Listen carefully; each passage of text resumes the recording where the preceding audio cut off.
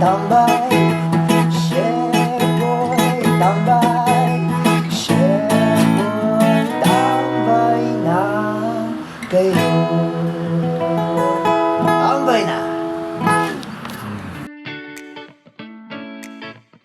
Hey yo! What's up mga katambay? Magandang araw po sa inyong lahat. Ngayong araw po ay mayroon tayong puso ng saging. Gagataan po natin at sasahugan natin ng pusit na dilata, yung tagabunga mga katambay. Yung puso ng saging na yan mga katambay ay fresh from the tree. Yung klase po ng saging na namumuso ng malalaki, yung pong hindi mapait, yung pong butuan ang tawag sa amin mga katambay. Pagkatapos mabalatan at mabiyak sa gitna, atin itong gagayati ng maninipis mga katambay. Hiwain po ng maninipis kagaya po ng nakikita nyo. Pagkatapos mahiwa ng ating puso ng saging, lalagyan natin ng isang dakot na asin mga katambay. Atin itong lalamutakin para mawala ang dakta nito at mawala ang konting pait dito mga katambay. Pagkatapos hugasan ng mabuti para mawala ang asin mga katambay. Banlawan natin ito ng 2 beses para mahugasan ng mabuti at piga-pigain para mawala ang katas nito. Matapos mahugasan ng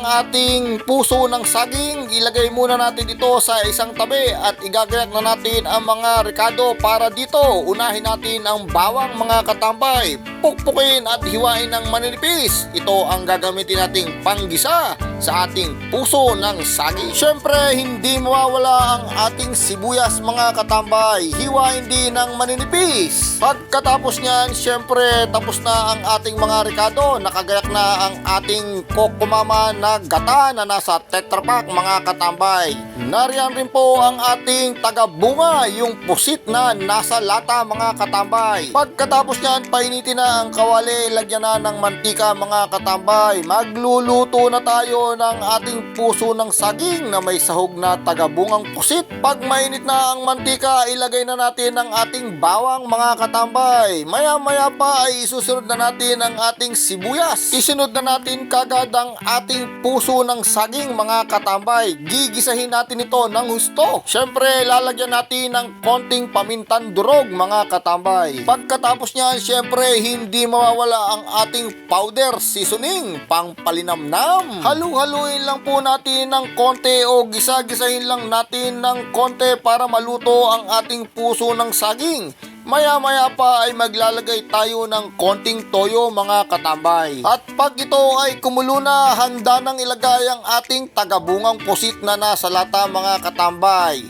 Ito ang magsisilbing sahog sa ating puso ng saging. Ito po ang ating ulam ngayong araw mga katambay. Budget friendly na, masarap pa mga katambay. Huwag niyong kakalimutang lagyan ng 3 pirasong siling maanghang. Nasa sa inyo na po kung inyong dadagdagan para mas masarap ang kainan. Pagkatapos niyan, andyan na po ang ating gata ng niyog, yung kokomama na nasa Tetra Pak mga katambay. Ibus natin lahat. Maya-maya ay pakuluin natin ng todo. Halu-haluin lang po ng konti hanggang sa maluto ito. Ayan po't kumukulo-kulo pa mga katambay. Mukhang nakakagutom na naman ito mga katambay. Nako, maya-maya po ay atin ang sasandukin yan mga katambay. Mapaparami na naman ang kainan ito. Halu-haluin lang po mga katambay. Siguraduhin nyo pong ito'y inyong natikman na at pasok na sa inyong panlasa. Hayan po't hinango na mga katambay. Abay, naku po naman, tayo'y kakain na naman mga katambay.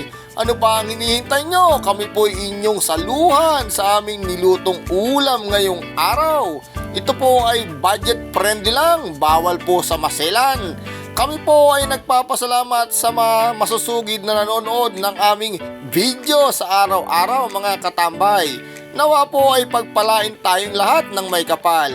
Mga katambay, muli po ako po'y nagpapaalala sa inyo kung inyo pong nagustuhan ang aming video sa araw na ito.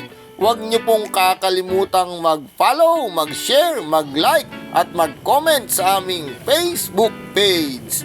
Ang inyong nakatambay na chef, Chef Boy Tambay.